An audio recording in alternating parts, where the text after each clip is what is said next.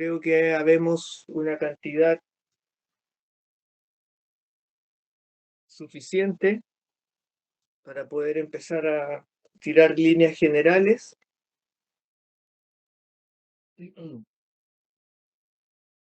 y porque es bastante lo que necesitamos aprender, porque como estamos en el fondo recuperando la memoria, por decirlo así,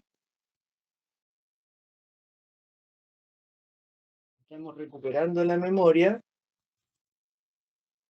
hay que hacer un esfuerzo para poder situarnos en lo que es en efecto el tiempo católico. ¿Cómo, cómo veía el mundo un católico? ¿Cómo pensaba? ¿Cómo vivía de- antes de todo el shock que fue, bueno, por una parte el Concilio Vaticano II que transformó todo y por otra parte el boom tecnológico que significa el siglo XX en general? Porque el siglo XX en general, con todos los cambios, radio, televisión, propaganda, manejo, manipulación de la información, todo eso, no es menor que haya generado un efecto sobre la sociedad, a la cual ahí se suman dos grandes problemas. Porque si ya la sociedad estaba siendo bombardeada por la radio y la televisión, como vimos eh, en la clase anterior, hasta los años 50, la Iglesia Católica, digamos que alcanzó su pic, alcanzó su máximo desarrollo. Y el mundo era muy católico. Eso lo vimos la semana pasada. El- es cosa de preguntarle a nuestros abuelos. Es cosa, en todos los pueblos y ciudades, todas las personas iban a misa, todos los niños hacían su primera comunión, los matrimonios se hacían como Dios manda. La sociedad estaba muy eh, comprometida y, y la misma liturgia, cuando las personas no tienen, por ejemplo, estudios profundos, pues, tienen un catecismo, por supuesto, bien correcto, pero no se han puesto a leer de teología ni tienen todos los recursos que tenemos nosotros ahora.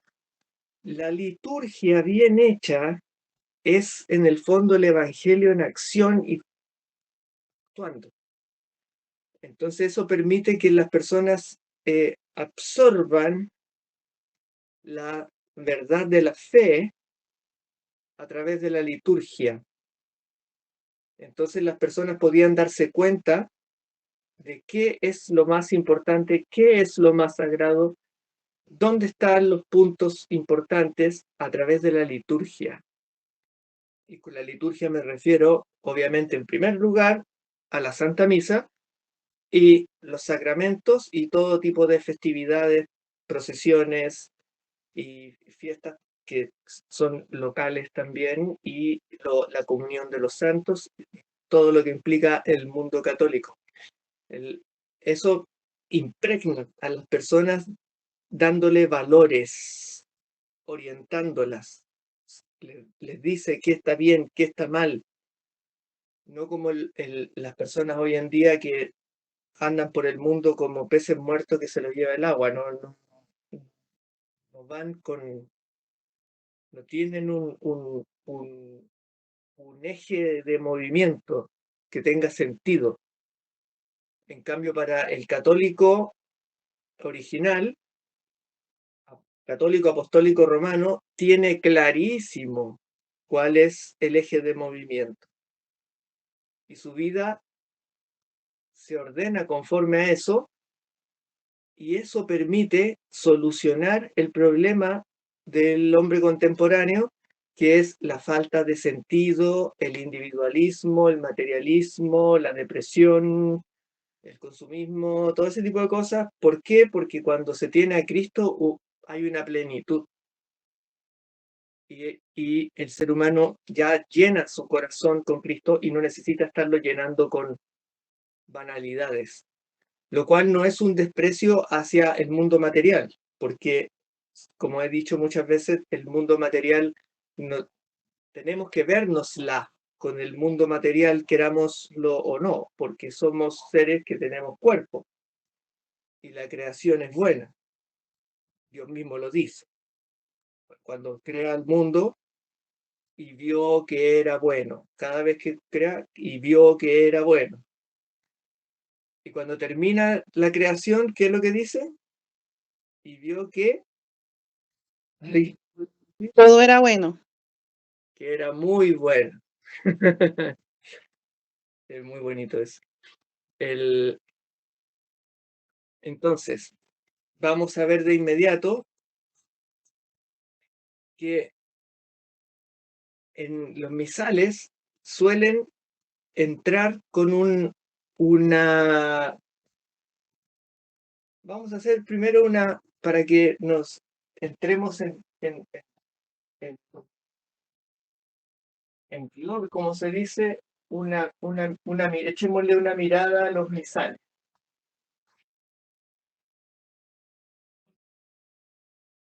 Este es el actual más recomendado. ¿Por qué? Porque al ser el de Angelus Press, que es nuevo. ¿Por qué se suele recomendar este?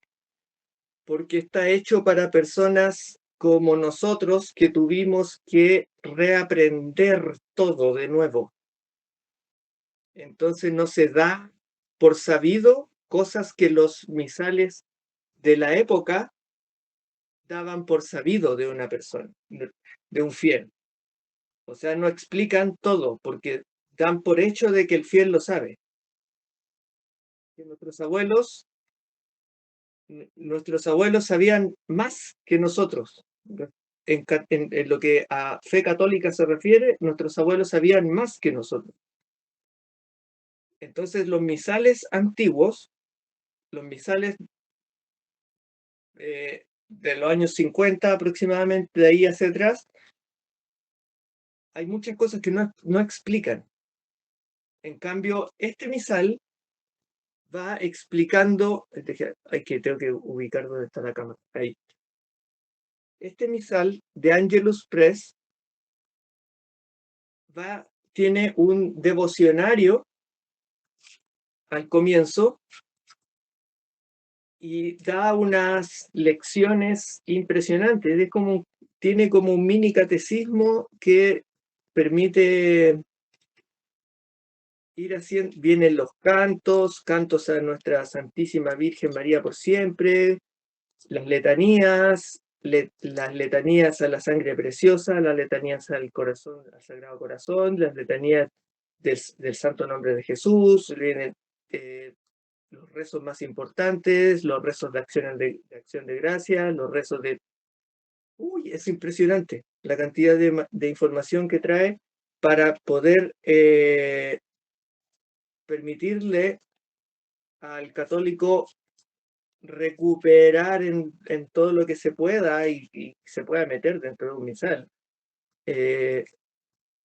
Desde lo que es, por ejemplo, qué es una pátena, qué es un corporal, qué es un filtro, qué, qué son ese tipo de cosas, por ejemplo. Que obviamente es difícil que un católico sepa de liturgia hoy en día. Son algunas personas más interesadas en aprender. Supongo que ustedes más o menos manejan algunas de ese tipo de cosas, que es un copón, por ejemplo. ¿Alguien sabe qué es un copón?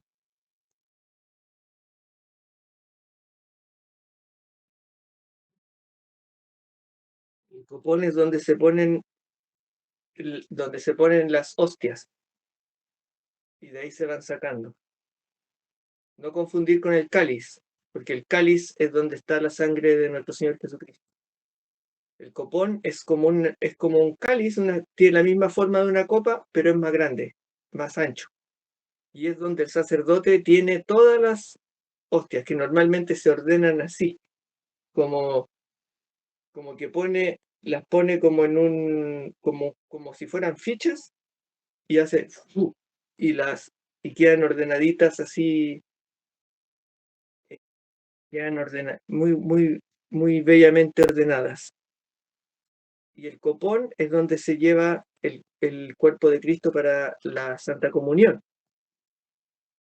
Todos los instrumentos litúrgicos son de oro o bañados en oro. ¿Por qué? Porque van a recibir al cuerpo de Cristo.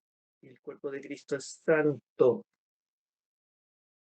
Todo lo que tiene que ver con el altar tiene que ser consagrado y bendecido, porque va a recibir y va a entrar en contacto con el cuerpo de nuestro Señor.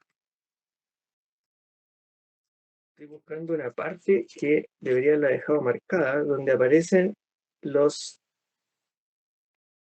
instrumentales. Pero bueno, eso no es parte de esta clase, así que está lo mismo.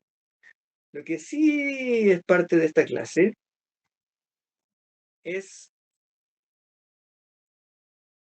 esto.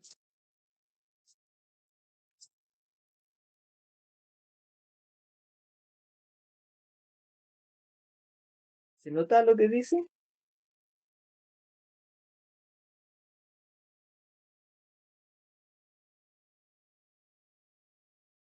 El año eclesiástico, año litúrgico. Sí, Año eclesiástico, año litúrgico. La mayoría, como personas modernas que nos criamos la mayoría en el Novus Ordo y tuvimos que reaprender todo, eh, se nos enseñó de una manera en que la mayoría nunca preguntaba nada, sencillamente iba a misa y lo máximo que sabe un católico normalmente es que hay un evangelio del día, el evangelio del día. Y a las personas les encanta eso, como el evangelio del día.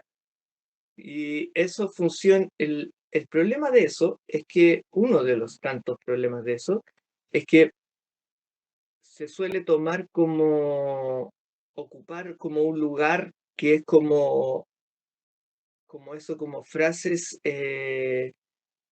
bonitas para pensar durante el día, como de Pablo Coelho, por decirlo así, Dios me perdone por comparar el Evangelio con algo así, pero como si fueran frases de autoayuda. Y el Evangelio no es eso. Y en la forma en que normalmente un católico apostólico romano entiende los días, el pasar de los días, es cada día es un santo. Por eso, gracias a Dios, en muchos lugares, los calendarios todavía traen el santoral. Se ha descuidado mucho, se ha revuelto, ¿por qué? Porque lo tienen abandonado. En el magisterio como que no les importa mucho eso, porque como tienen este otro sistema del Evangelio del día que no conecta con nada, se ha perdido el tema de que cada día es un santo. Y eso es lo que vemos en el misal, como en la segunda mitad, porque un misal uno puede hacer esto, abrirlo más o menos por la mitad y va a encontrar el Ordo Mise, que es el ordenador de la misa. El Ordo Mise, que de ordinario no tiene nada, sino que la palabra ordinario de la misa viene de orden, no de algo vulgar, no de algo común. Se llama Ordo Mise porque es el orden natural de la misa, como están estructuradas sus partes. Y eso está siempre aproximadamente en el centro. En el misal de Angelus Press empieza en la página 836 o se puede decir que en la 835. De ahí en adelante va explicando todas las partes y cómo se va relacionando uno con la Santa Misa y las cosas que va diciendo el sacerdote y los acólitos, porque los fieles cuando están en la Santa Misa trabajan con los acólitos. Es decir, lo que haga el acólito, hágalo usted. Si el acólito hace una reverencia, usted no es tan estricto, pero le sirve de guía. Recordemos que normalmente nos vamos a encontrar con dos tipos de misa: misa rezada, misa cantada. Esas son las más comunes. Normalmente se hace misa rezada durante la semana, que es una misa simple, sin música, que es más cortita, donde se escucha claramente lo que está diciendo el sacerdote, y eso sirve para ejercitar esto, el del ordomise, del ordinario de la misa, el ordenador. Porque ahí vamos a poder escuchar claramente cuándo empieza y qué es lo que hay que decir, porque en las rúbricas, recordemos que las rúbricas son las letras rojas, por eso se llaman rúbricas, por rubor, rojo, el color rojo, rubor. Cuando tiene una R, significa que es lo que nosotros respondemos. Entonces, cuando la misa es cantada, normalmente los días domingos, con el sonido de la música, que es preciosa, esa misa conviene enfocarse más en los cantos, aprenderse los cantos, los Kyries, el Gloria, el Sanctus, enfocándose en los cantos para poder disfrutar de toda esa fuerza que tiene la misa dominical cantada. Pero en cambio la misa rezada sirve también, además de que es obviamente el sacrificio, también es el sacrificio de nuestro Señor, el Cordero de Dios, es el tema de que para quienes están ejercitando, les va a permitir seguir paso a paso, porque se escucha claramente, se escucha claro, y se sientan un poquito más adelante, van a poder escuchar claramente lo que está diciendo el sacerdote y lo van a poder ir siguiendo en la parte de latín y acostumbrando el oído. Por ejemplo, normalmente el introito, después de la señal de la cruz, in nomine Patris et Filii et Spiritus Sancti, amén, el sacerdote al pie del altar, en los primeros escalones, dice introibo ad altare Dei, y nosotros respondemos qui letificat juventudet mea. Entonces ese tipo de cosas que normalmente uno se aprende normalmente el principio, porque es ahí donde más se nota el responsorio, el diálogo entre el sacerdote, los fieles y los acólitos entre medio. Porque una vez que la misa ya entra en tierra derecha, los diálogos ya empiezan a ser menos, porque hay ciertos diálogos que se repiten, que son, por ejemplo, el clásico Dominus vobiscum et cum spiritu tuo. El Señor esté con ustedes, con vuestro espíritu, con tu espíritu. Eso viene de ahí. Y eso se va notando que se empieza a repetir, porque es como cada cierta cantidad de procesos que ha hecho el sacerdote en el altar, se van como generando regalos de Dios, por decirlo así, como luz, como luz de vida, y él cuando se da vuelta y dice Dominus vobiscum, y se responde et cum spiritu tuo, es que se las está pasando a los fieles, para que lo que ha ido acumulándose, por decirlo así, le vaya llegando a los fieles. Por eso se suele repetir varias veces durante la misa. Es algo bien, bien interesante, porque no, muchas veces no se sabe por qué repiten tanto eso. Lo que les estaba mostrando. Este misal, como les decía, es muy recomendable por eso, porque tiene mucha información. Esto es un misal de la época. Este es un misal año 57. Este es un misal año 57, que es el primero que yo usé para empezar a ir a la misa de siempre, pero acabé comprándome el otro porque me di cuenta de que no puedo darme el lujo de andar cruzando todo Santiago para ir a Santa Misa con este tipo de material que es tan difícil de encontrar. Lo mismo con este otro tipo de misal. Este es un misal chileno. El otro era español, si no me acuerdo. Este misal diario es interesante porque es español. Está todo en español. Entonces,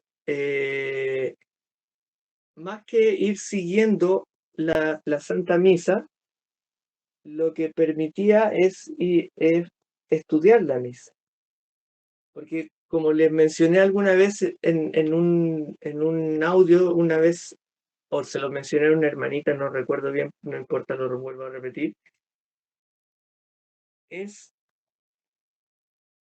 que con el misal que yo les mandé digital, les puse, por favor no lo lleven en el celular, ni en tablet, ni nada. Si van a ir a la misa de siempre, no lo lleven en dispositivos electrónicos. Porque una que van a estar ahí preocupados del dispositivo y como perdiéndose y de dónde va y se van a perder la misa por estar metidos en el celular o la tablet y no. Mejor disfrute la misa y disfrute la música, disfrute que va a estar con Cristo. Lo que puede hacer es que antes, esa mañana o la tarde del día anterior, vea la fecha en el propio de los santos, que está normalmente, como le decía, el misal se abre por la mitad y la segunda mitad tiene lo que se llama el propio de los santos y está marcado por fechas, y ahí están todas las fechas del año. Por ejemplo, junio, 1, 2, 3, 4, 5, 6, 7, 8, así, de todo. Julio, agosto, septiembre, octubre, noviembre, todos los días están marcados. ¿Y qué santo corresponde? Porque como les decía, originalmente nosotros no celebramos misas, los católicos, así como cualquiera, como que fuera cualquier cosa. No, cada día tiene un santo y se celebra la misa de ese santo. Como se han podido dar cuenta en algunas publicaciones que he hecho, por ejemplo, se encabeza, por ejemplo, ayer era San Valentín. Se pone San Valentín y yo les pongo como un trocito de la conmemoración que se hace, la misa, lo que va a ir en la misa del día, y el Evangelio que se va a leer. Ahí falta la epístola, entre medio, porque va la epístola y el Evangelio. Y el Evangelio que se lee es el Evangelio que se lee para un mártir, que San Valentín es un mártir. Entonces, en el propio de los santos, nosotros encontramos, como les digo, las fechas para poder guiarnos en dónde estamos, en qué fecha estamos. Ahora estamos en los sábados que pertenecen a nuestra madrecita. ¿Y qué misa se celebra? Hoy es un día, es una misa votiva, pero normalmente las misas son a los santos, como la de ayer, como la de San Valentín. Y cuando uno va a San Valentín, encuentra que en el propio de los santos, si uno busca la fecha, ayer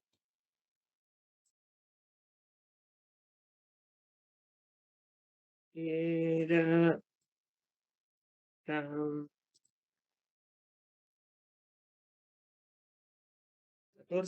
claro, obviamente, 14 de febrero de San Valentín, y dice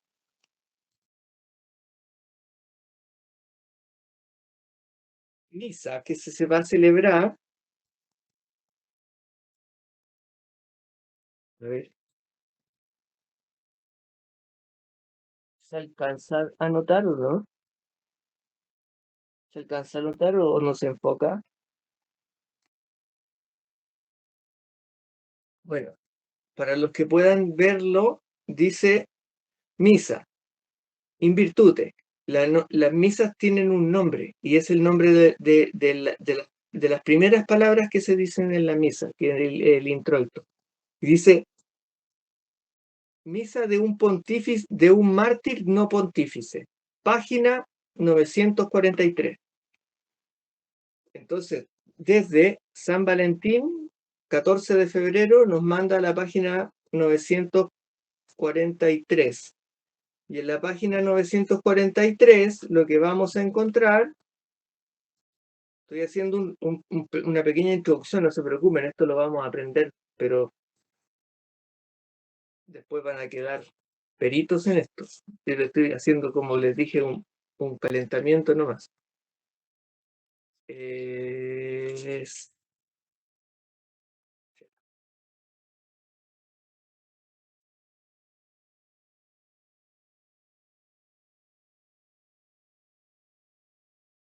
Ahí está.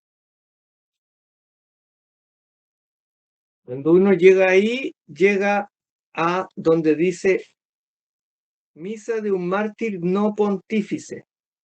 Y ahí aparece la misa de San Valentín. Y la misa de San Valentín aparece ahí entera.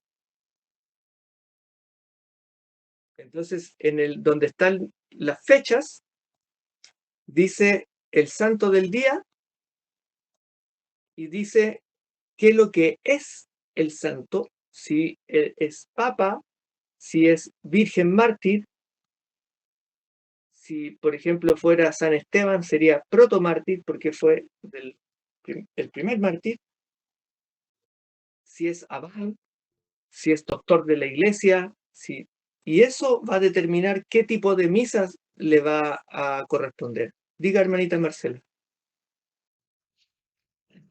Francisco, aquí dice entonces, para la fecha 14 de febrero, en virtud del mártir no pontífice, página 943, y dice, coma, excepto. ¿Qué significa eso? Excepto. Estas partes que usted ve debajo del excepto, que creo que es la colecta y el gradual, ¿o no? Sí, sí, señor. Esos son partes que van a ir en la misa que va a encontrar en la 941, que va a trasladarla desde ahí hasta allá. Que enriquecen la misa de San Valentín y la hacen más específica a San Valentín, porque siendo él mártir, tiene además unas características especiales que quedan reflejadas en esas partes que van en la misa, que va a haber que mencionarlas. Por eso dice, todo lo que va a encontrar en la página donde está toda la misa, insértele esto. Pum. Gracias. ¿Se entiende, no? Sí, gracias. Como les digo, de todas maneras, esto es algo que le estoy mostrando así a la rápida, porque lo que nos toca hoy día es el año litúrgico.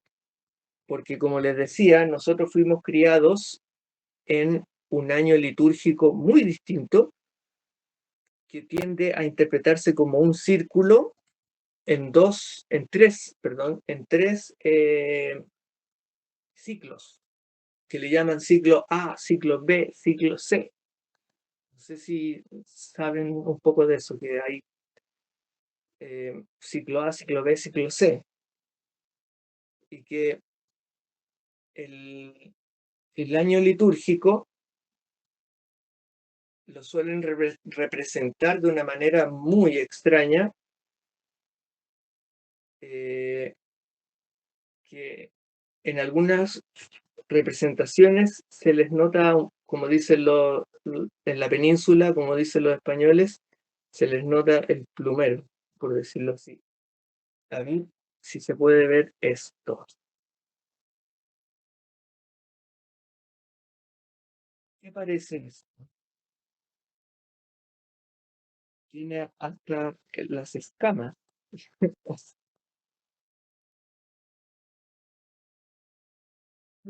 Eso para el Novus Sordo, para las misas Nuevo Orden, es el año litúrgico. Y si se fijan en los bordes, tiene hasta como dientecillos o como, ¿se fijan? Como escamas, como la espalda de un dragón o algo así.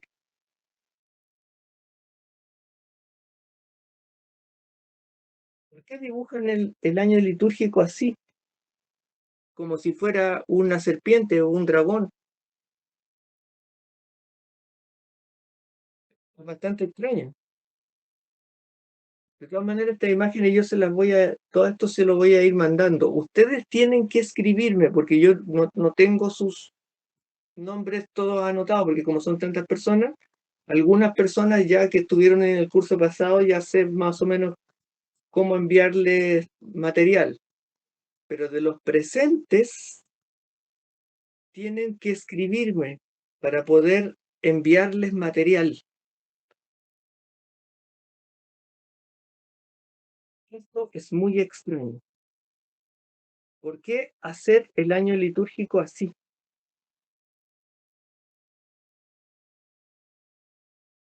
Uno queda como, ¿qué pasa aquí?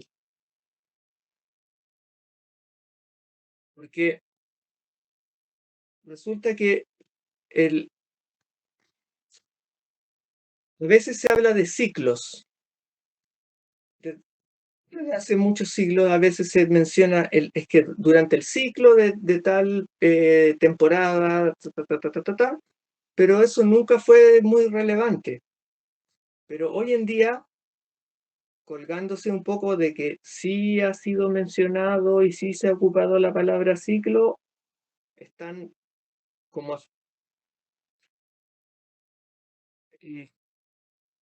hablando como si fuera un ciclo constante y que todo va dando vueltas y girando en un eterno retorno cíclico. Pero resulta que el tiempo no es cíclico. Eso es una visión pagana. Esa es una visión de los adoradores de deidades profanas, de la Pachamama, sobre todo sobre todo de adoradores de la Pachamama, de cultos de la fertilidad, tienen esa idea del tiempo circular, porque están muy apegados al tema de las cosechas, de que cuando viene la época de las cosechas, empiezan con las cosechas, empiezan las fiestas y ahí se hacen unas bacanales donde aparecen las sacerdotisas y es cosa de ver los griegos, por ejemplo. Los griegos, las mujeres durante esa época se iban a las colinas, sobre todo las mujeres jóvenes, a bailar y a danzar y a embriagarse y consumir sustancias psicotrópicas como psicodélicas y empezaban a celebrar, a ellas se les llama las ménades, las fiestas de Dioniso o las bacanales, donde empezaban a aparecer dentro de todo el jolgorio con la embriaguez y todo, empezaban a aparecer machos cabríos que eran hombres disfrazados de machos cabríos con cuernos que prácticamente se las violaban. Y era tanto el desenfreno que se generaba que terminaban haciendo sacrificios y entre ellos sacrificios humanos. Es una cosa bastante chocante hoy en día, porque todo eso obviamente, gracias a Dios, nuestro Señor Jesucristo terminó con todos los sacrificios porque Él es el sacrificio real. No hay más, no hay más. Y, y, y, y de hecho, desde los profetas ya se viene diciendo que Yahvé estaba, ya no quiero más de eso. Quiero un sacrificio limpio y como lo leímos, como vimos en clases pasadas, un sacrificio puro que va a ser conocido alrededor de todo el mundo, que es la Santa Misa. Entonces ese tema del tiempo circular está muy asociado al tema de la fertilidad y de las sacerdotisas. Entonces hay una cosa bien compleja ahí por la cual tener un poco de cuidado a la hora de referirse al tiempo como un ciclo, como un tiempo circular. Decir que estamos en un ciclo, así decirlo así como coloquialmente, o refiriéndose a un bloque pequeño, a una temporada. Esta temporada es un ciclo de reflexión, por ejemplo, decir la cuaresma es un ciclo de reflexión, de introspección, donde ahí no hay problema. Pero pensar que el tiempo en general es un ciclo constante, eterno, eso no, eso no. Porque nosotros tenemos un punto de inicio y un punto de final. Tenemos inicio y final. Tenemos alfa y omega. Y nuestro Señor Jesucristo, diríamos, está marcando el tiempo y tenemos antes de Cristo y después de Cristo y nosotros estamos en el año 2025, nosotros estamos en el año 2025, año de nuestro Señor, van 2025 años de que nuestro Señor pisó esta tierra y se alzó la cruz con el Cordero de Dios que quita el pecado del mundo y se derramó su sangre preciosa por nuestro perdón, para que nosotros podamos limpiarnos. Y eso implica una línea, porque la iglesia peregrina, la iglesia marchante, se va moviendo en una línea. Por eso también San Juan Bautista dice, enderezad el camino. Vamos por la línea recta. Porque si estuviésemos en un tiempo circular, estaríamos como los ratoncitos que están en una jaulita con una rueda y no iríamos a ninguna parte. Pero nosotros, los católicos apostólicos romanos, sí vamos a una parte. ¿A dónde vamos? ¿Alguien podría responder eso? Al cielo.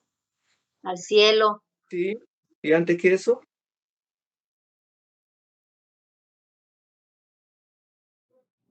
¿Al purgatorio? No, piénselo de una forma más humana. Al Pues, encuentro del Señor. Sí, por ahí va. pues ¿Alguien? nos toca enfrentar la muerte. ¿Ya? La segunda venida de nuestro Señor. Eso. Exactamente, hermana Elena. La segunda venida de nuestro Señor. Hacia allá se dirige la iglesia. La iglesia tiene una misión y un destino.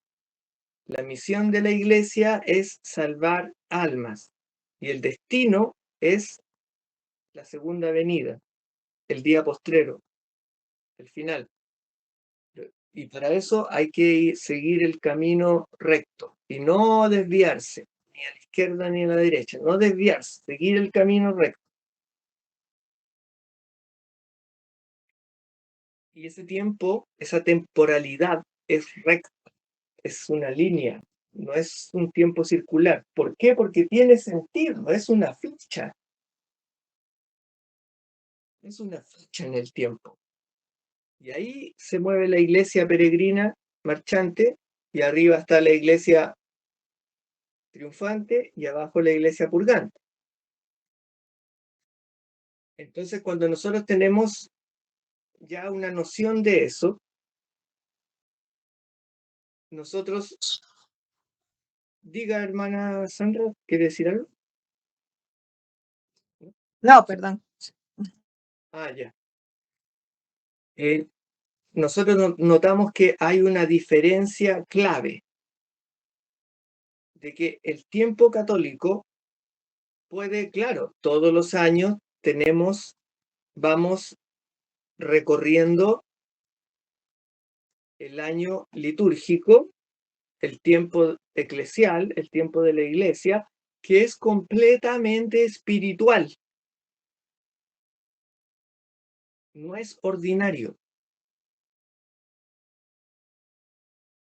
Y aquí entra otro punto de diferencia clave, porque cuando se hizo la reforma, se impuso en 1970, se inventó este concepto, se inventó esta idea de tiempo ordinario. Cosa que inédita, a nadie se le había ocurrido que podía existir un tiempo ordinario dentro del año litúrgico. Porque como he mencionado otras veces, tiempo ordinario uno le puede llamar al tiempo que usa para cuánto se demora en hacer algo, de ir de un lugar a otro, en lavar la ropa o en... Es un tiempo ordinario, tiempo cronométrico que se puede medir con el reloj. Pero el tiempo litúrgico es tiempo espiritual. Para el tiempo ordinario está el tiempo civil, el calendario. Para eso está el otro tiempo, el reloj y el calendario. Eso es tiempo ordinario. Pero por algo existe el tiempo litúrgico. Y dice litúrgico. No es ordinario, no puede ser ordinario porque es la vida de Cristo ordenada de tal manera que podamos vivirla durante todo el año. ¿Cómo va a ser eso ordinario? En alguno de sus puntos. Y cuando he intentado investigar, las veces que he intentado investigar por qué o cómo definen tiempo ordinario, es muy ambiguo. No hay una explicación clara que dé la iglesia respecto de eso. Suelen decir cosas como es el tiempo para reflexionar en la vida cotidiana de Cristo. Y yo me pregunto, ¿Cuál es la vida cotidiana de Cristo? Si Cristo no era una persona común y corriente. Claro, era 100% hombre y 100% Dios, pero era un hombre extraordinario, era Dios, estaba Dios aquí. No tuvo ningún día ordinario, no tuvo ningún día así que fuera a perder el tiempo y aburrirse. Aunque sea en los años que no tenemos mucha información, obviamente nuestra Madrecita María tiene guardado en su corazón todo lo que él hizo y dijo, y todo eso está en el corazón de María de una forma que sepa Dios cómo nosotros podemos contactarnos con eso que es hermosísimo, pero nunca ha habido un tiempo ordinario, ni para nuestro Señor, ni dentro de la liturgia, que es una especie de reflejo de la vida de nuestro Señor. Entonces, ¿qué pasa con eso del tiempo ordinario? Es como y ahí uno se cuestiona ese tema de la imagen que que le estaba mostrando respecto de cómo dibujan el tiempo ordinario. Yo todo eso se los voy a mandar, así que no se preocupen. Y que le dibujan hasta escamas, le dibujan así como que fuera un dragón, como una serpiente. Es muy raro. Y el tiempo ordinario es la mayor parte del año para la misa y para la liturgia Nuevo Orden, Novus Ordo, es la mayor parte del tiempo. ¿Cómo se van a pasar la mayor parte del año en un tiempo que ni siquiera saben definirlo? Se lo pasan con eso de el Evangelio del día. O con fiestecitas, no sé, como reuniones sociales, cursos. Les encanta hoy en día hacer curso para esto, curso para esto, otro curso para esto, para que la gente hable. Más que nada para que la gente hable, porque doctrina católica nos enseña mucho. Y se los digo porque he asistido a una cantidad impresionante de cursos y mientras estuve en la iglesia Novus Ordo fui a cuánto curso se podía ir. Y claro, a veces aprendía algo, algunos datos, los dogmas marianos, qué sé yo, pero la mayor parte del tiempo era escuchar hablar a la hermanita, escuchar hablar al hermanito, escuchar lo que hizo en su vida, cómo salió de tal cosa, que él siente que Cristo lo ayudó, que todo eso se respeta mucho, pero no es el punto. ¿Cómo vamos a pasar todo el año en un tiempo ambiguo que le llaman ordinario y que supuestamente es la vida común y corriente de Cristo? Cristo nunca ha tenido una vida común y corriente. Entonces, tenemos esas dos cosas. La diferencia entre tiempo lineal y tiempo circular, de que el tiempo circular es pagano, que es naturalista, porque es un reflejo de la naturaleza que pasa por las estaciones y que por eso suelen hacerse las festividades de esos cultos paganos, incluyendo a las tribus nativas prehispánicas, suelen hacerse cuando hay abundancia en las cosechas, en el tiempo donde se hacen cosechas y todo, para que pueda haber abundancia y puedan relajarse y una gran fiesta que puede durar una semana o un mes, o no sé. Normalmente duraban una o 2 semanas, ese tipo de fiestas, que desarmaban la sociedad y después la tenían que armar de nuevo. Entonces, eso no nos pertenece a nosotros. Nosotros tenemos un punto de partida que podemos decir el punto de partida largo, que es la creación, o el punto de partida de la nueva alianza, que es nuestro Señor Jesucristo, en la Santa Cruz, que nos da el marcador de los años, y que por eso estamos en el 2025, año de nuestro Señor. Después va a venir 2026, año de nuestro Señor. Después 2027, año de nuestro Señor. 2028, año de nuestro Señor. Y así sucesivamente. ¿Por qué? Porque el tiempo es de nuestro Señor. Nosotros vivimos en la sécula, se dice, que es como la secuela, lo que viene después de Cristo, porque con Cristo zanjó el tiempo. Digo, se acabaron los sacrificios. La ley se cumplió, se acabaron los sacrificios y de aquí en adelante lo que queda es que hay un perdón para ustedes. La misericordia divina del Padre envió al Hijo para cargar con los pecados, pero ustedes tienen que ir a buscarlo, tienen que ejercer ese perdón. No pueden actuar como si ese perdón ya se les dio y punto. No, tienen que ir a por ese perdón. Y eso implica que tienen que ir a bautizarse, tienen que pasar por los sacramentos, confesarse y recibir a Cristo. Y ahí van a entrar en su gracia, en su amor. Cristo los va a estar recibiendo siempre con los brazos abiertos. Cristo siempre los va a estar recibiendo con los brazos abiertos.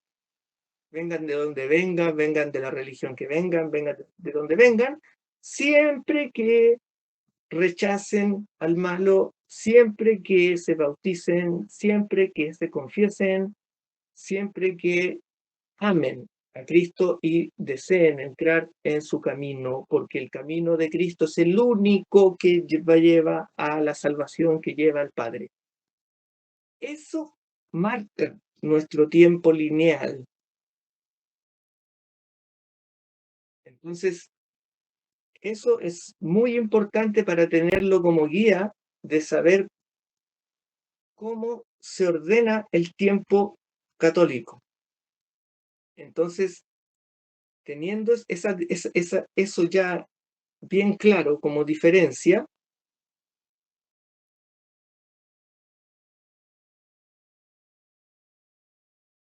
podríamos hacer un ejercicio para que puedan tomar nota y les quede más claro. Vamos a hacer una prueba.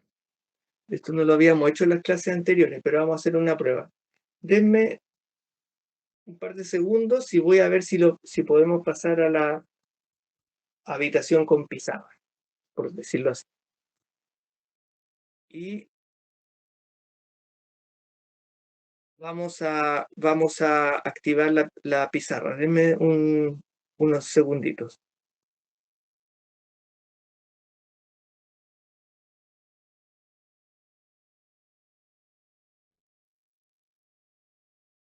Entonces, tenemos que vimos la imagen, que yo después les voy a volver a vimos la imagen de cómo dibujan el tiempo litúrgico, el año litúrgico en el nuevo orden, que lo hacen así como una espiral, pero nosotros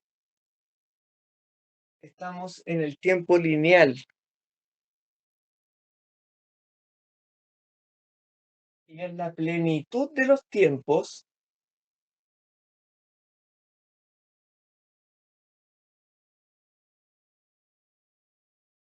se le llama plenitud de los tiempos.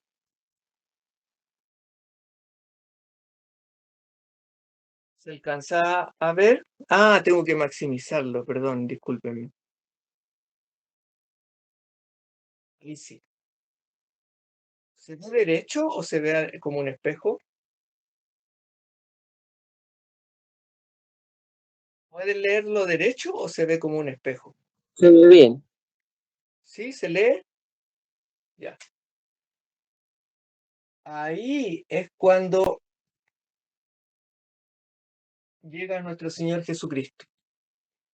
Y esto marca lo que es antes de Cristo, después de Cristo. Es tan fuerte el impacto que provoca nuestro Señor que parte el tiempo, parte la temporalidad,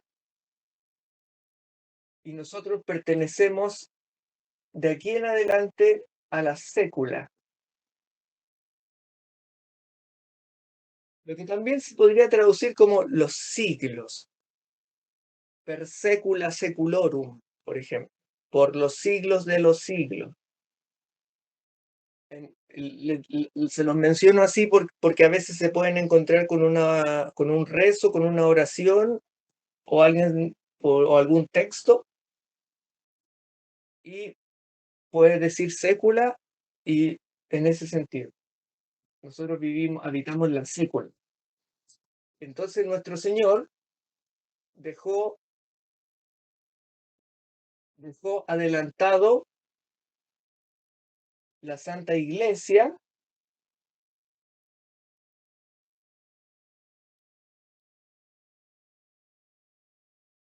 la Santa Misa, a los sacerdotes apostólicos.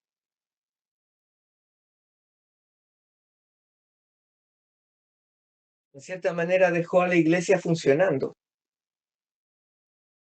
para que pudiera avanzar hasta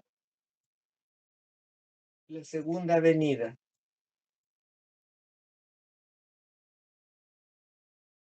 Cuando vuelva a venir nuestro Señor. Porque cuando nuestro Señor Jesucristo ascendió, y los apóstoles que lo vieron, los ángeles le dijeron: ¿qué miráis, Galileos? Asimismo volverá vuestro Señor. Así como lo vieron subir, así va a volver. La Iglesia está para esto, y por eso cuando funda la Santa Misa en el misterio de la fracción del pan,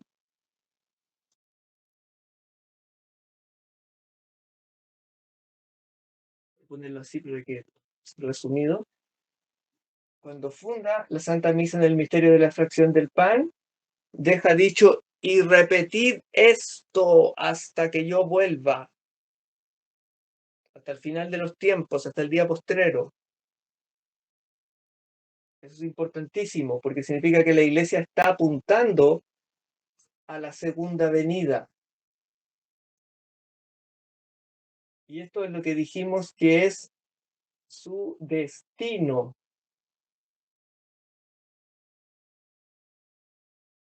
¿Y cuál dijimos que era su misión? ¿Qué es la misión de la Santa Iglesia? Salvar almas. Exacto, salvar almas. Entonces, este esquema,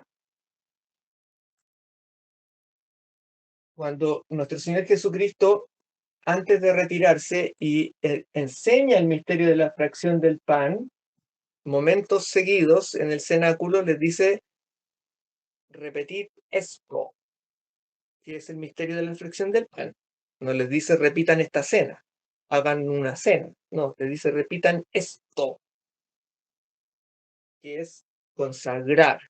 Eso ya lo hemos hablado bastante en las otras clases. Repetid esto. Entonces, cuando hace eso, también él, como sabe lo que hay en el corazón de los hombres, nota que hay una tristeza en los apóstoles, y para que compensar esa tristeza, les dice: no van a quedar huérfanos. Cuando yo suba al seno del Padre, les vamos a enviar al Paráclito, Espíritu de verdad, para que les refresque y les reactive tanto lo que les repase, por decirlo de una forma que podamos entender rápidamente, les repase lo que yo les dije. Porque como los apóstoles estaban recibiendo constantemente lo que Cristo les estaba enseñando, muchas veces no alcanzaban a entender todo lo que les decía. Y de hecho vemos versículos que les dicen, ¿pero cómo? ¿Sí? ¿Hasta cuándo? Les dice como que se pone bravo un poquito con ellos y les dice, ¿pero cómo? Si les estoy diciendo esto, ¿por qué me responden esta otra cosa? Como cuando iban en la barca y habla del fermento de los fariseos. El, em, eh, entonces envía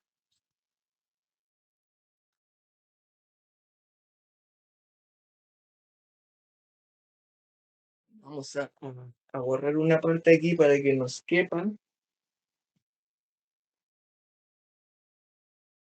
Esto, por favor, vayan anotando porque voy a tener que ir borrando y para poder ir liberando espacio porque queda un trocito de pizarra. Deja enviado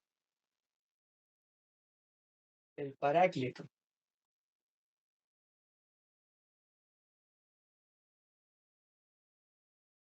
Y al dejar enviado el Paráclito, eso permite que el Paráclito esté presente en toda esta línea. Y se nota mucho al principio, sobre todo en Pentecostés. Cuando en Pentecostés llega, pero llega de una forma impresionante. Pero el Paráclito está siempre. No viene a Pentecostés y después se fue. Va dejando sus huellas. Lo que sí es que actúa de una forma discreta. Y eso lo dice nuestro Señor en San Juan, por ahí por el 15, 14, que cuando les explica que va a enviar el Paráclito, les dice también, entre otras cosas, que les va a refrescar la memoria, que les va a permitir aprender más acerca de la revelación, cosas que no habían logrado entender, se les van a revelar más cosas, pero que no son nuevas, que ya pertenecen a la revelación que él les dio, y los va a estar acompañando siempre, rectificando, para que la iglesia en sus zarandeos no se desvíe. Y va a ir dejando huellas.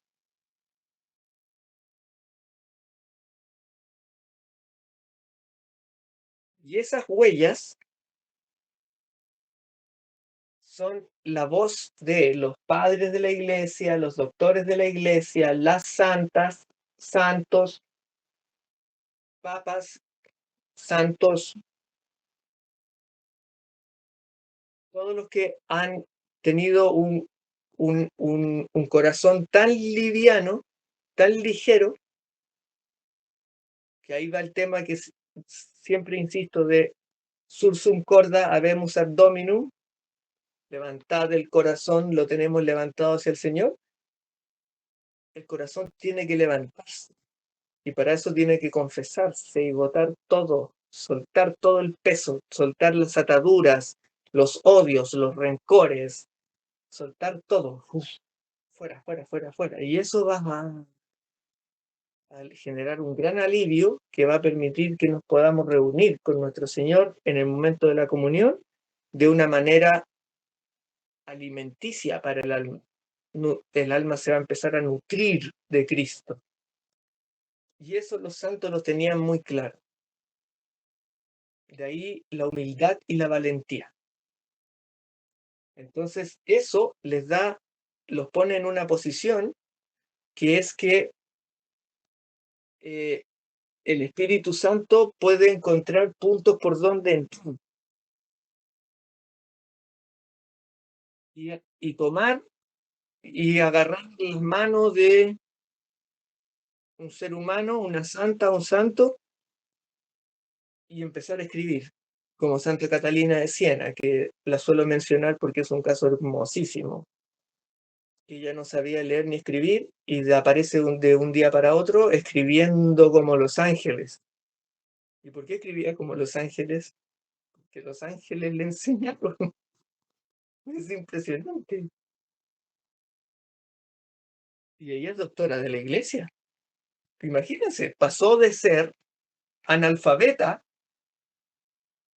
a ser maestra de la iglesia, doctora de la iglesia, o sea, a la altura de Santo Tomás de Aquino, de San Agustín, que eran personas formadas desde pequeñas, o sea, sabían latín, griego, hebreo desde chicos.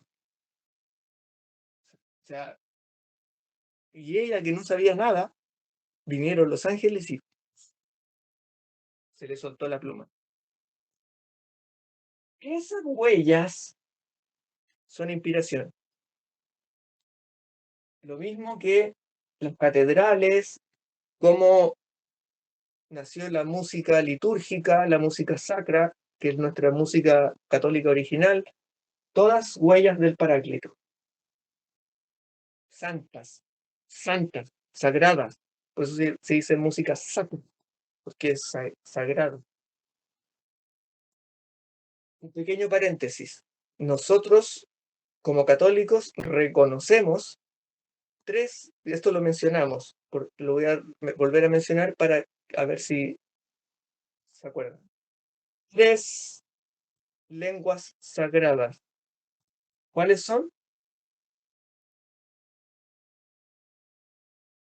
Tres lenguas sagradas.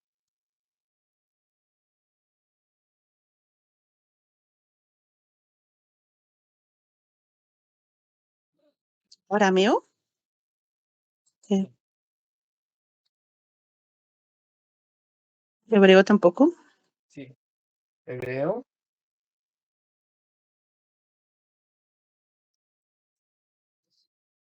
Griego, griego, latín, griego y latín. ¿Pueden sospechar por qué? Sí, Porque son las lenguas que se escribieron cuando Jesús fue crucificado. Exactamente. Exactamente. Son las lenguas en que se puso el cartel, el letrero, Inri. claro. Inri es una síntesis, pero está en hebreo, griego y latín. Nosotros reconocemos esas tres lenguas como sagradas.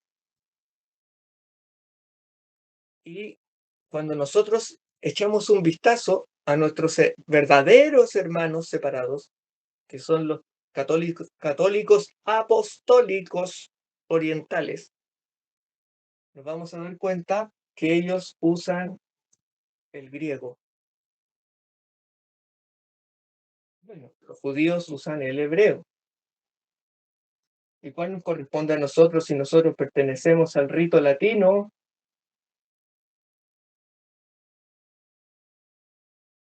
Nuestras ceremonias tienen que ser en lengua sagrada, porque son santas, son sagradas.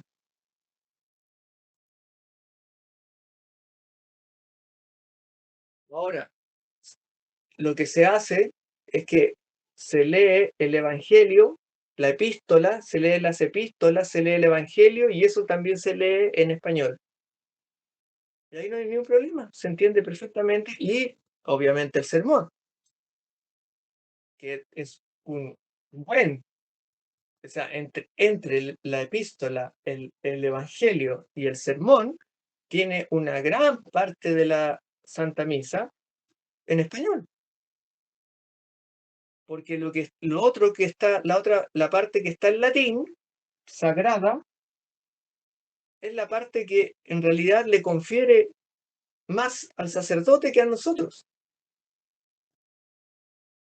que por ejemplo, que yo siempre lo suelo comparar, como dije la vez anterior, y pido perdón una vez más a mi señor por hacer este tipo de comparaciones, pero que permiten didácticamente entenderlo rápidamente. El sacerdote funciona como un piloto de un jumbo jet, de un avión de pasajeros. Él tiene que ir en los comandos y está mirando el cielo y está haciendo toda una serie de operaciones en los comandos, manejando ahí, y uno no entiende. Pero él está preocupado y nos está llevando sanos y salvos a través del cielo. El piloto no se va a contarle chistes al público. Está concentrado en lo que él está haciendo. Ahora uno ni se entera de lo que está diciendo él. Bueno, si quiere enterarse, en el caso de la Santa Misa, para eso que el misal. Y usted puede saber exactamente qué está haciendo el sacerdote y qué está diciendo. Porque aunque uno no lo alcance a escuchar, está todo en el misal. Toda la parte que es como si uno pudiera en el avión saber qué está haciendo el piloto en ese momento.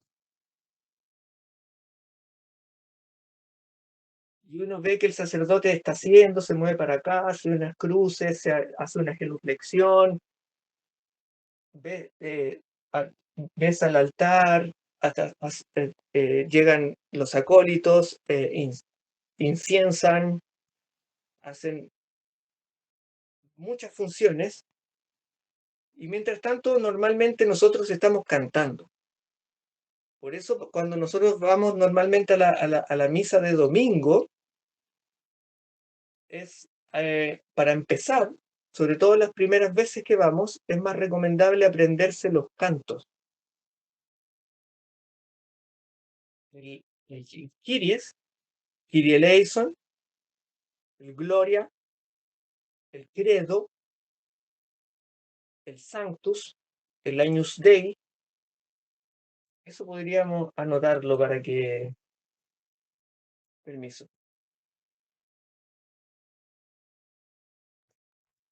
Normalmente es muy, muy bueno aprender a cantar los Kyries, que son el Kyrie eleison, que esto es una prueba, pero innegable, de la antigüedad de la Santa Misa, porque el Kyrie eleison, lo voy a poner, se dice Kyries, pero el canto dice Kyrie eleison.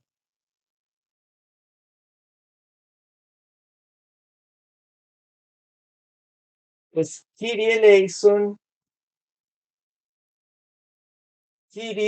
perdón, discúlpeme mi señor.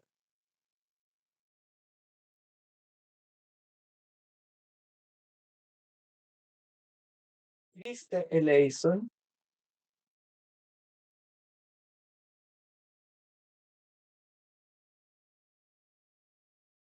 Kyrie eleison.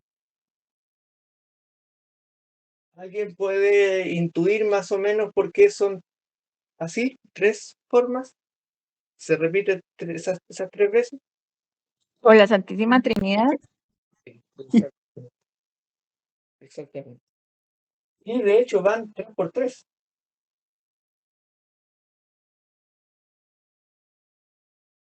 Kyrie eleison, Kyrie eleison, Kyrie eleison. Christe eleison, Christe eleison, Christe eleison. Kyrie eleison, Kyrie eleison, Kyrie eleison. Y ese tipo de canto, nosotros, los latinos y occidentales, no lo tenemos. Canto de 3 por 3. Es un canto tan antiguo que en los cantos, ya en los cantos latinos y occidentales, no está. Pero en nuestra Santa Misa está. Y están en griego. porque Kyrie eleison es en griego. Esto no es latín, esto es griego. Lo que pasa es que lo escribo con letras latinas para que se pueda leer. Porque si no, tendría que escribir Kyrie, tendría que escribirlo así. Kyrie.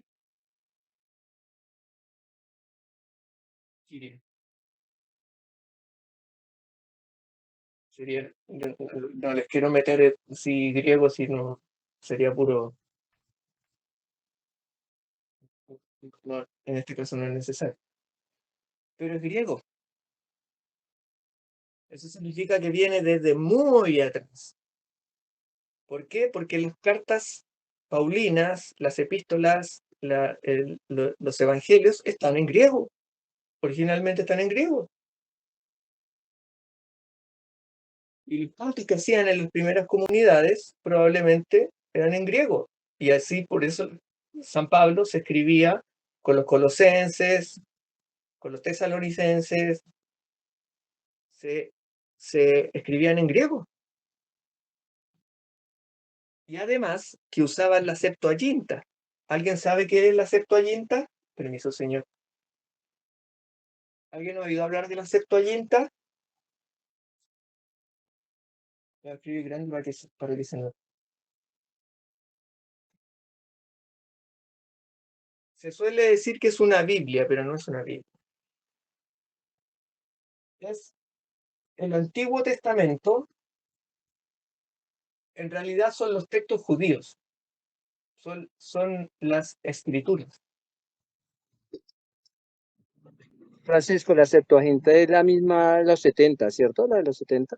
Septuaginta significa 70. Eso significa la de los 70. Septuaginta significa de los 70. Exactamente. Escrituras judías. Y los judíos antes de Cristo, aproximadamente un siglo antes de Cristo, como eso que llamábamos la plenitud de los tiempos, es decir, que vino en el momento preciso nuestro Señor Jesucristo cuando el pueblo judío, hebreo, se estaba desarmando y había empezado la diáspora y se habían ido, se estaban yendo, ya estaban peleados con los samaritanos, que eran otra tribu, estaban peleados con todo el mundo, los fariseos tratando de controlar a las personas y castigándolas y todo eso.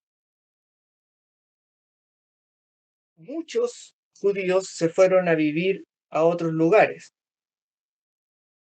y hablaban griego, porque el griego era muy popular porque Alejandro Magno había hecho una invasión antes que los romanos, había hecho un imperio no tan grande, o sea, grande para el lado de la India, para el lado oriental, pero así parecido al imperio romano.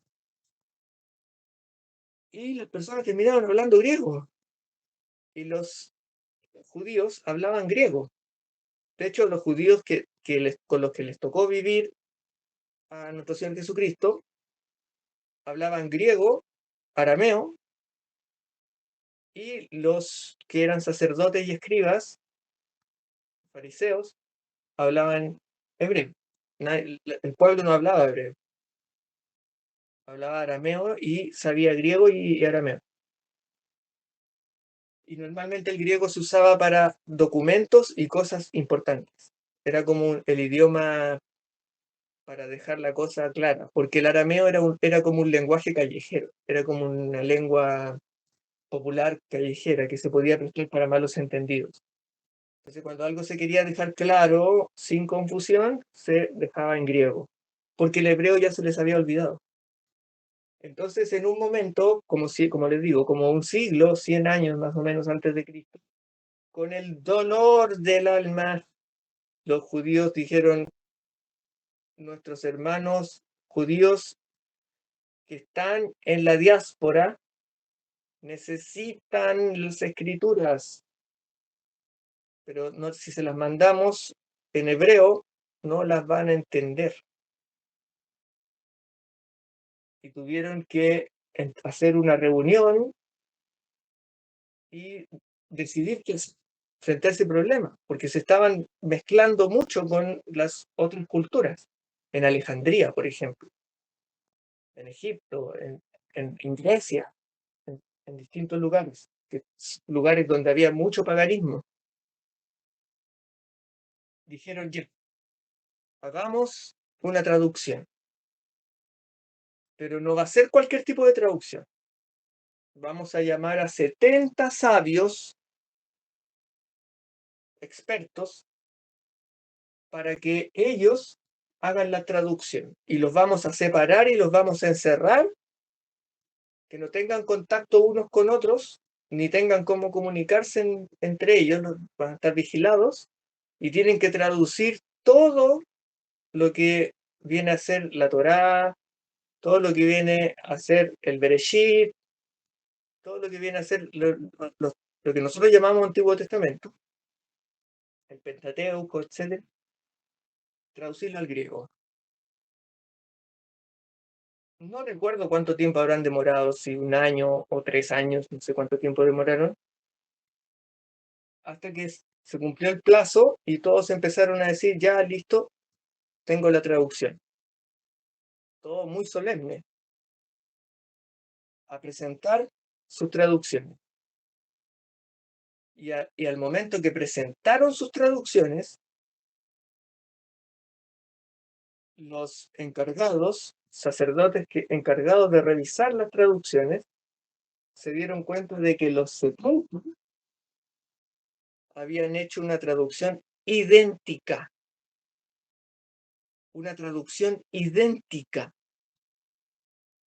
Por lo tanto, la mano de Yahvé Sabaoth, como se le llamaban ellos, estaba presente ahí. Porque es prácticamente imposible que 70 personas humanas hagan una traducción igual de tanto material que puede ser traducido de distintas maneras, del hebreo al griego, y que quede igual. Eso es Yahvé les ayuda.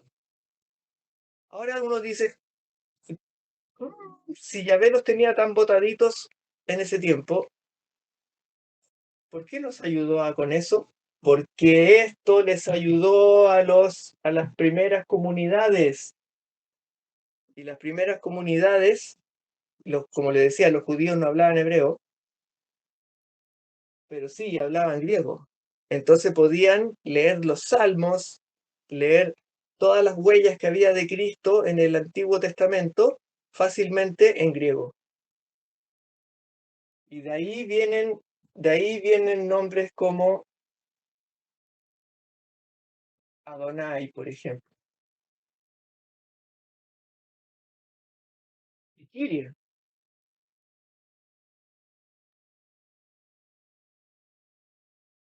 Kyrie, Señor. Adonai. Hay varios nombres que se van traspasando.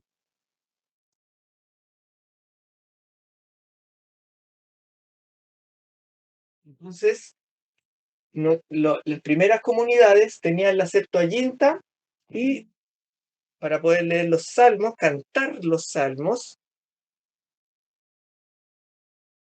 Diga, sí, consúltelo. Hola, buenas tardes. Mi primera reunión que puedo participar. La consulta es, ¿en qué momento se pasa entonces del griego al latín? Y pido disculpas si ya lo dijo en algún momento, pero entiendo que en primeras traducciones, las primeras reuniones se hacían en griego, por esto que se mencionaba, del idioma, ¿no? Del idioma académico, entre comillas, el idioma sacro, sagrado, pero después se pasa en latín. Sí. ¿Es así? Sí. Se usa hoy en día el latín como lengua de la iglesia y no el griego. Bien. Y en este Entonces, momento puede estar expliquemos eso rápidamente. Entonces tenían la Septuaginta, que era en griego, y los judíos hablaban en griego, en arameo, normalmente, y algunos en hebreo, algunos poquitos, que eran los más como Saulo de Tarso, por ejemplo, cuando era fariseo. Pero resulta que después, porque esto de la Septuaginta, recordemos que, como dije, es 100 años antes de Cristo. Pero para el momento que llegó Cristo, ya había sido la invasión romana. Por lo tanto, aquí se suma otro idioma más, que es el latín. Entonces ahí los judíos conocen el latín. Pero lo tienen como, saben latín, pero como es la lengua del imperio, todavía no les gusta mucho. Porque es la lengua del imperio. Y obviamente ellos no se llevaban bien con el imperio. Entonces, después que las comunidades se empiezan a crecer, y cuando, sobre todo, cuando primero llega San Pablo a Roma, iglesia perseguida, comunidades perseguidas, mártires, torturas, leones, los prendían en llamas, hacían cosas horribles por defender su fe. Son los mártires. Eso lo tenemos claro todos los católicos. Y son nuestros hermanos. Es como un hermanito, es como si un hermanito suyo de la parroquia lo tomaran y de repente le tiraran un león encima, o ¿cómo quedaría usted? No sé. Son nuestros hermanos. Somos uno en la iglesia. Eso a veces a las personas se les olvida. Todos los mártires son nuestros hermanos. Al igual que los santos. También son nuestros hermanos. Entonces, ¿qué pasa? Que cuando San Pablo va a Roma y funda las primeras comunidades en Roma, que fueron de las más fructíferas, porque Roma, como era una gran ciudad, había mucha gente, muchas personas empezaron a descubrir el tipo de piedad que tenían los católicos, que ellos actuaban distinto, tenían otra moralidad, ayudaban al prójimo si alguien se caía, si alguien se quebraba, ayudaban a las personas que tenían algún problema físico, las llevaban a unas casas de recuperación, las atendían, recogían a las viudas, a las personas que quedaban viudas. Normalmente en la antigüedad a nadie le importaba. Hacían muchas cosas así, incluso a los soldados romanos los ayudaban. Entonces, los católicos empezaron a llamarle la atención en el sentido de que los romanos les empezó a dar como, hoy, oh, wow, ¿por qué son así? Qué bello. Son muy nobles. Y empezaron a cambiarse de bando. Hay una película que se llama Quo Vadis, no sé si la conoce, es una película clásica, voy a escribir grande para que se vea.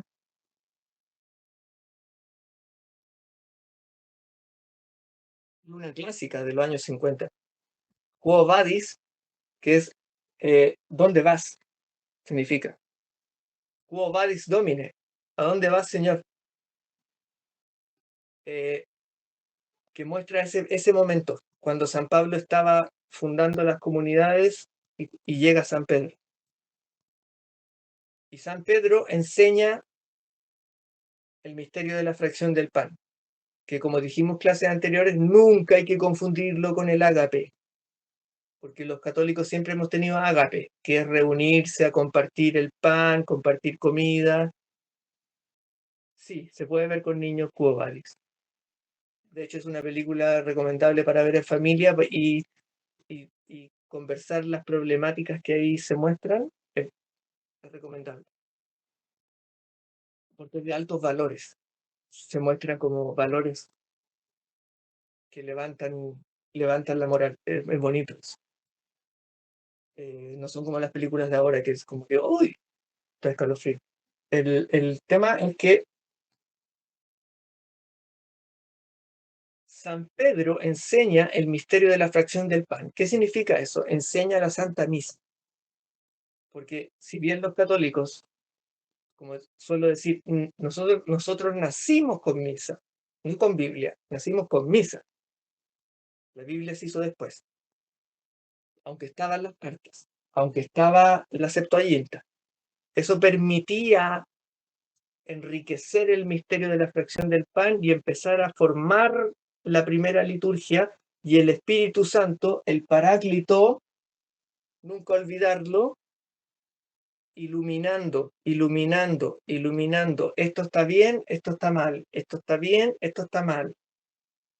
Y lo que está mal, fuera. Lo que está bien, arriba. Y así. Pa, pa, pa, pa. Por eso es importante, por ejemplo, conocer la historia de San Atanasio con Arrio, que fueron muy populares en ese tiempo. Y Arrio, que era obispo, era un hereje. Y lograba mover muchas personas dentro de la iglesia, haciéndolos creer que Cristo no era Dios y que no creía en la Santísima Trinidad. Y tenía un montón de herejía y le mentía a la gente con todas esas cosas. Y San Atanasio, por culpa de él, fue condenado por un tiempo y tuvo que escapar. La pasó muy mal durante gran parte de su vida y tuvo que, hasta que después de muerto, le quitaron la excomunión y lo pusieron en el lugar donde corresponde. Son cosas que se tienen que corregir gracias al Paráclito, porque él es el que encausa y corrige a la iglesia. Es el corrector que encausa a la iglesia cuando el magisterio ha cometido abusos, errores humanos. Entonces pasa que cuando empieza a hacerse misa, que al principio no le llamaban misa, le llamaban la fracción del pan, la Eucaristía, le tenían distintos nombres. A medida que se fue enriqueciendo, es en Roma, con San Pedro, en la iglesia de Roma, que nace, ahí nacimos nosotros. Dentro de toda esta película, por decirlo de una manera, nace el rito latino.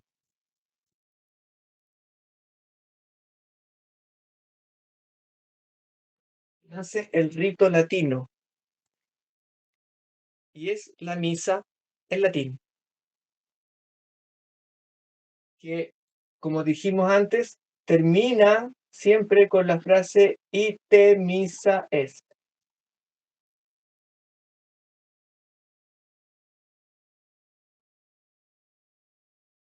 Es decir, vayan, el envío ya está. Vamos a traducirlo así. ¿Cuál envío? Esto es lo importante. El envío. El envío es el Cordero. Cordero de Dios. Fran, me hace un favor, ¿me puedes repetir otra vez esa parte? Es que no la veo bien. Y de misa es que no se ve claro. Qué pena, yo no veo. A ver, Gracias. te puedo acercar el... Gracias. ¿Ahí? Sí, señor. Córrela un poquito, eso, así.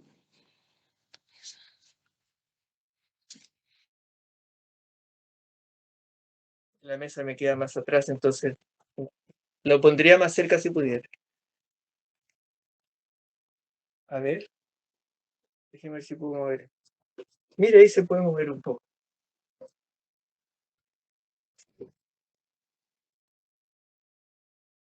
Parece que se ve un poco.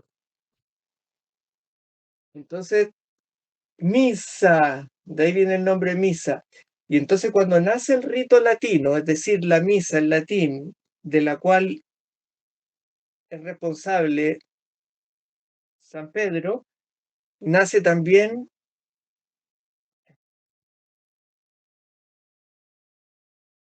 a ver cuánto espacio nos queda, donde debería escribir. Aquí.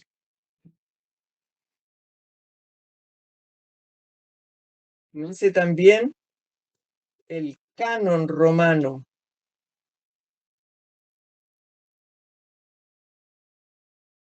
Que como dijimos también es la oración de consagración. El rezo de consagración.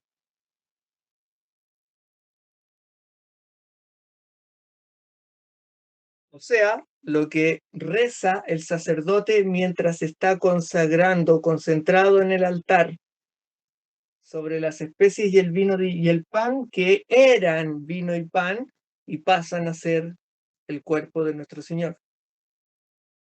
Eso es el canon romano. Y de ahí en adelante, que estos son tiempos apostólicos. Imagínense, la misa en tiempos apostólicos. Lo que pasa es que muchas de las personas que hacen fechas, ponen fechas, dicen, es que esta parte de la misa se registra en tal siglo y esta parte es en tal siglo y esta en tal siglo. Lo que hacen es remitirse a los archivos. ¿Cuándo fue archivado? Pero resulta que cuando fue archivado, eso ya venía ocurriendo desde el tiempo de los apóstoles, que ya venía ocurriendo. Pero cuando quedó archivado, es mucho tiempo después. Cada vez que hacían una reunión, que el Papa pedía que le dieran un informe de cómo van todas las cosas, etcétera, qué es lo que se está practicando, cómo van los, etcétera. O como parte también en el concilio de Nicea y el de Constantinopla, el concilio niceno-constantinopolitano con el credo largo. Cuando se hacen registros y archivos de las cosas, no marcan la fecha de origen, marcan la fecha en que fue archivado. Por eso, por ejemplo, cuando decimos misa tridentina, no es tan exacto. O sea, sirve para entendernos. O sea, si a uno le dicen misa tridentina, ya entiende de qué están hablando. Pero esa misa no fue inventada ahí. Le pueden haber ajustado ciertas partes para que pudiera haber, porque como habían pueblos que muchos pueblos que tenían como hábitos y costumbres un poco distintas, como para que la iglesia se mantenga universal, porque la iglesia católica siempre tiene que ser universal. Lo que se hace es tratar de congeniar y hacer unidad de lo diverso. La diversidad sola no sirve. La diversidad siempre tiene que conducirnos a la unidad. La diversidad por sí sola no es buena. La diversidad es el lío, el mundo, el torbellino, el caos. Lo que nosotros buscamos es la unidad en Cristo, el orden. Porque ahí se manifiesta la verdad, se manifiesta la bondad, se manifiesta la belleza. Entonces, en Trento, por eso se le dice tridentina, por la ciudad de Trento. Cuando se hizo el concilio de Trento,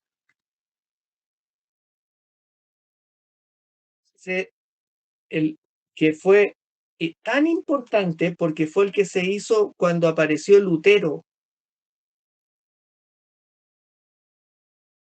Y fue nuestra respuesta católica frente al protestantismo, que había aparecido con Lutero y Lutero financiado por los príncipes alemanes y belgas.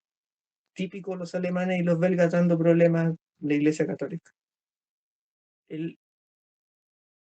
El punto es que la iglesia tuvo que llegar a un punto de decir, ya, ordenémonos. ¿Qué es católico, qué no es católico? Y ordenémonos. Y se empezaron a ordenar todos los documentos. Y la liturgia se hizo, el concilio tuvo que hacer un registro de cómo se está practicando la liturgia desde el principio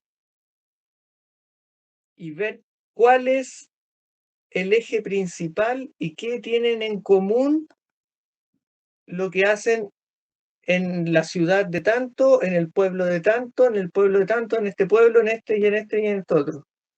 Porque podían tener algunas pequeñas variaciones. ¿Qué tienen en común? Tienen un núcleo central que suele ser el canon romano, que es el rezo y la oración de consagración, el canto de los salmos, los cantos de los Kyries, el Gloria, el Sanctus, el Credo.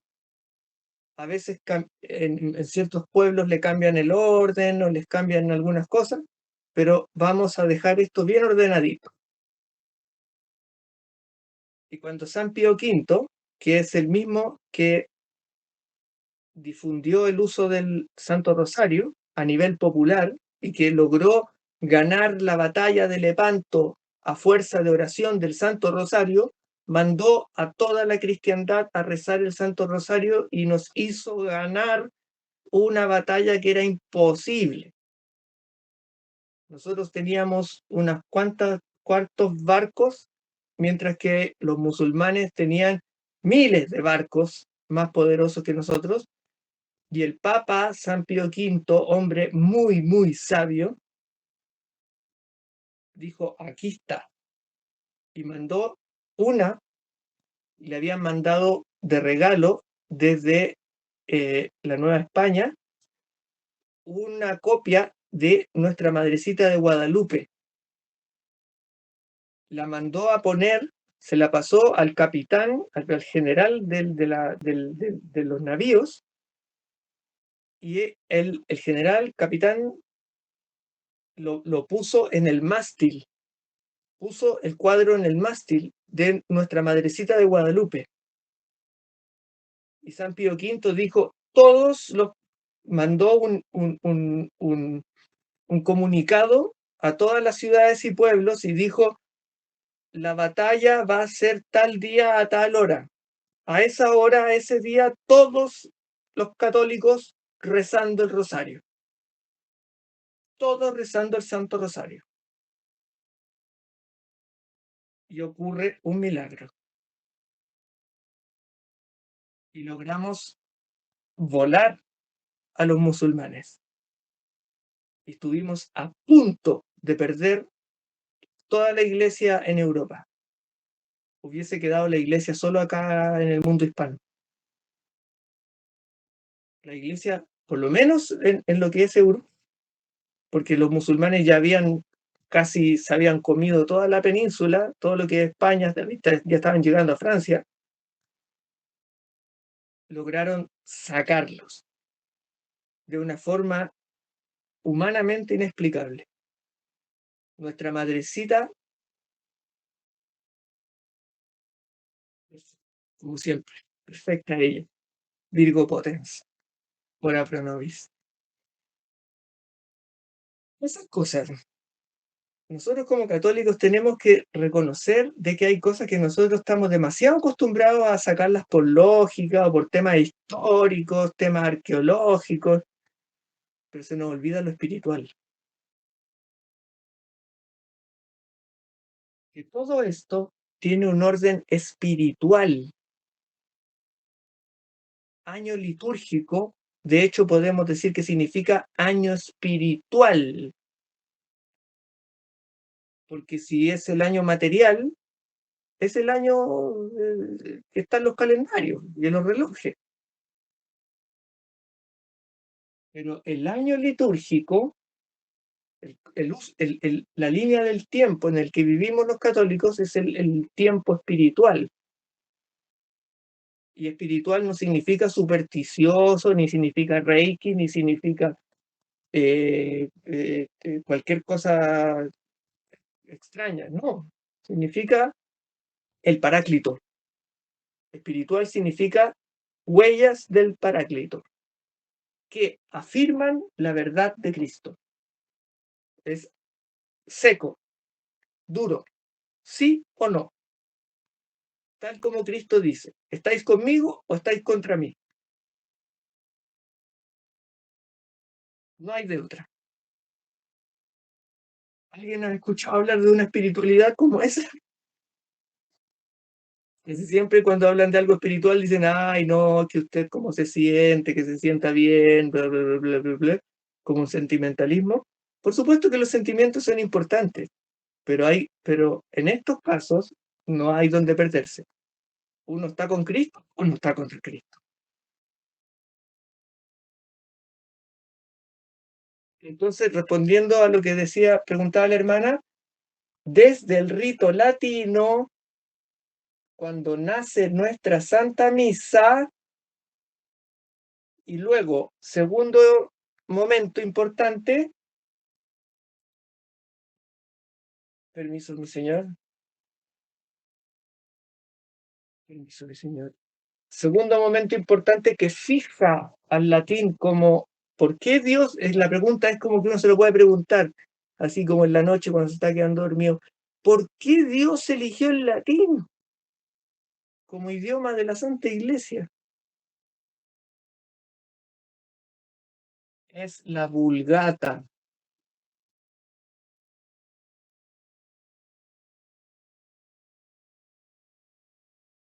La Santa Vulgata, pongámosla así.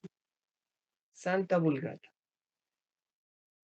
Porque la inmensa sabiduría de Dios necesita proteger la verdad de Cristo para que el Paráclito tenga un correlato de donde mostrarle a los hombres, así es, así se dice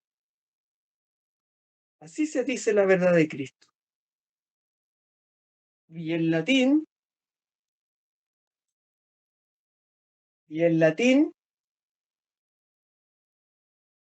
es firme y duro.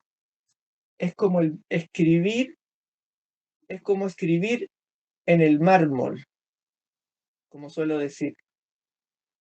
Queda grabado para siempre, porque el latín no se presta para confusiones. No es como el arameo, por ejemplo, ni como el español, ni como cualquier idioma de cualquier ciudad o país. No, el latín ha atravesado 2000 años y sigue significando lo mismo. Por lo tanto, es un excelente protector, Paráclito, de la verdad que Cristo es.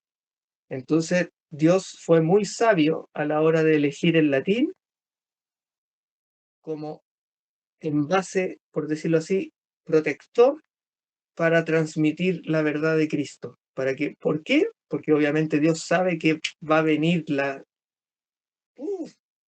van a tratar de botar la iglesia por todas partes. Pero nosotros tenemos la Santa Vulgata,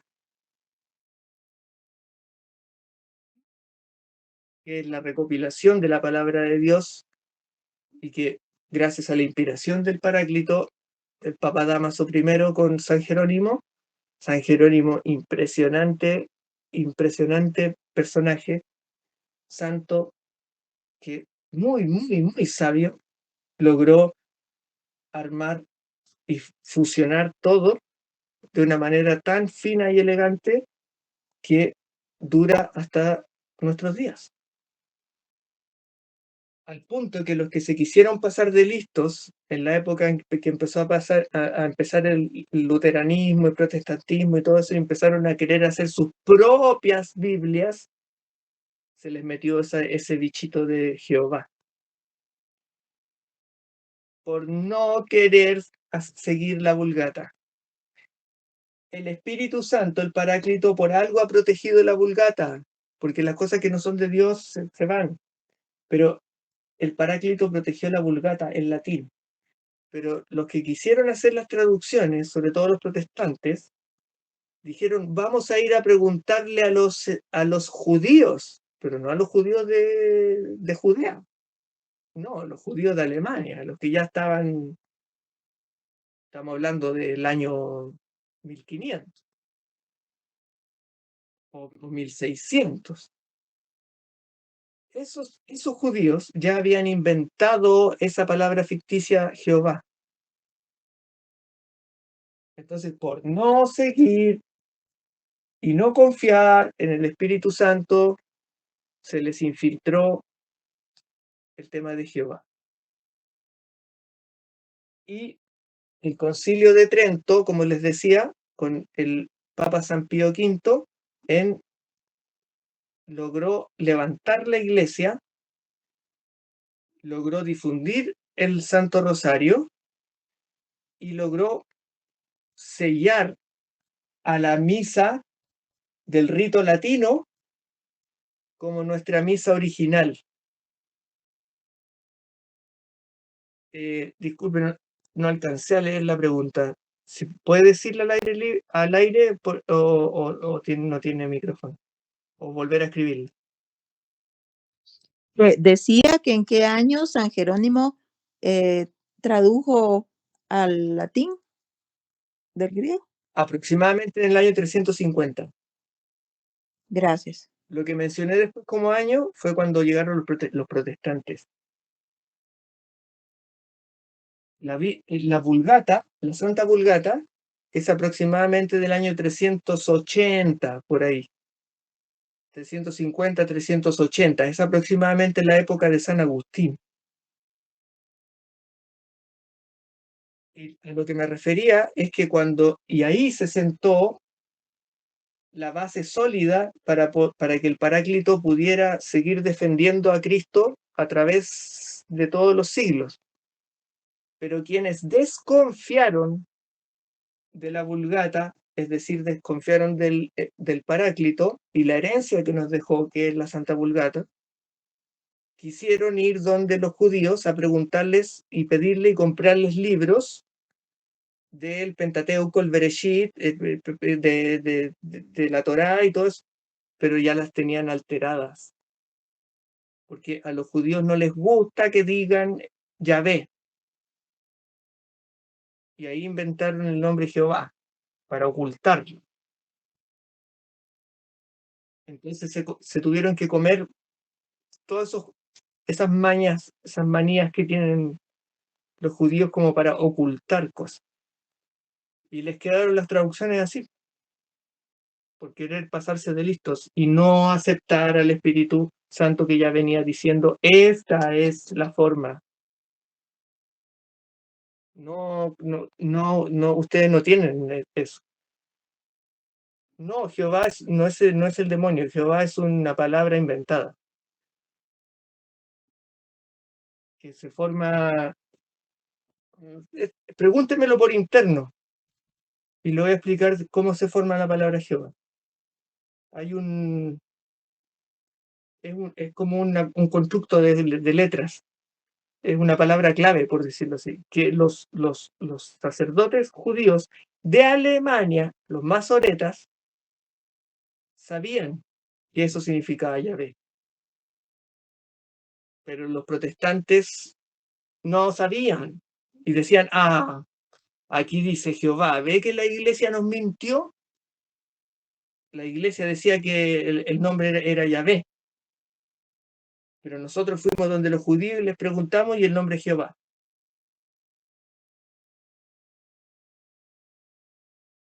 Como dice el padre Toro, la ignorancia es muy atrevida.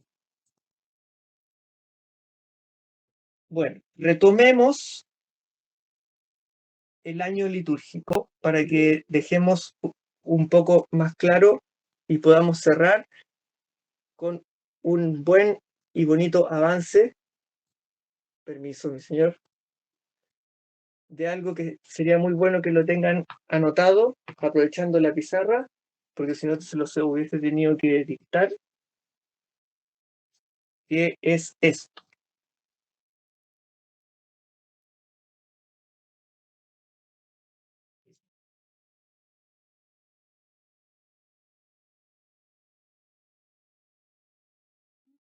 Ay, perdóneme que estoy como un poco ahí. Año litúrgico. El año litúrgico tiene temporadas. También se puede llamar año eclesiástico. Y tiene 3 temporadas.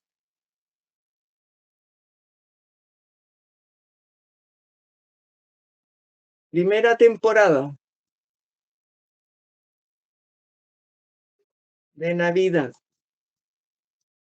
Porque recordemos que el año católico, perdón, mi señor. El año católico empieza en Adviento, empieza el 4 domingos antes de Navidad. Entonces, la primera es Adviento.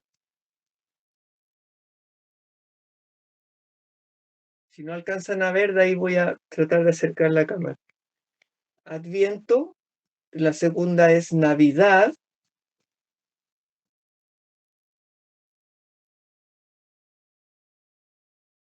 La tercera es la circuncisión.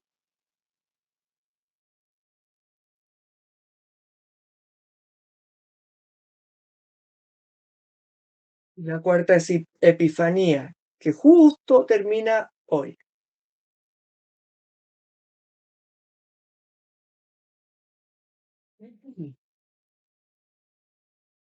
La temporada de Navidad tiene esas 4 etapas. Una vez que termine de copiar las 3, voy a mover a mi madrecita que está aquí. Permiso.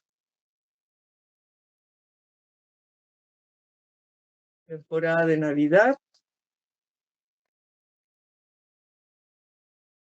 Luego viene la temporada de Pascua, que es la que empieza hoy con la septuagésima, temporada de Pascua.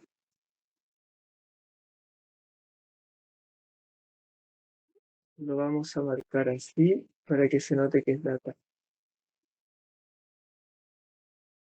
Que no se confunda. Empieza con Cuaresma.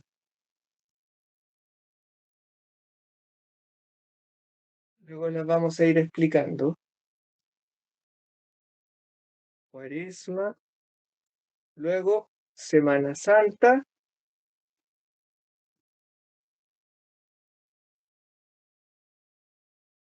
Luego Pascua. Y luego Ascensión.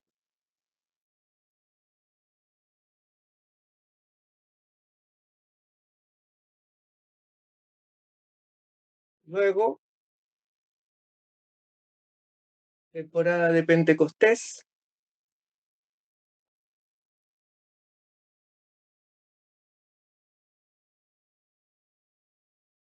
Denme un segundito.